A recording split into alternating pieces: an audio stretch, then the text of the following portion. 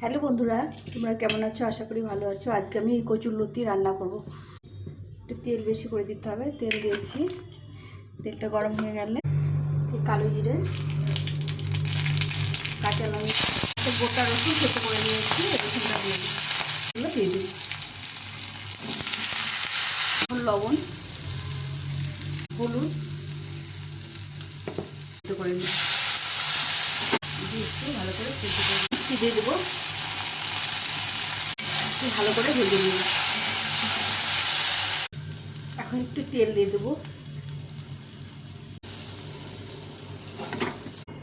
অনেকে চিংড়ি মাছ দিয়ে সর্ষে বাটা দিয়ে খায়, কিন্তু এইভাবে একবার তোমরা রান্না করে খেয়ে দেখো, অসাধারণ লাগে খেতে। গরম ভাত দিয়ে এরকম করে কচুরলতি ভাজা দিয়ে এক থালা ভাত খাও। রেসিপিটা কেমন লাগলো অবশ্যই কমেন্ট করে। ভিডিওটা ভালো লাগলে অবশ্যই লাইক শেয়ার সাবস্ক্রাইব করে পাশে থেকো। টাটা।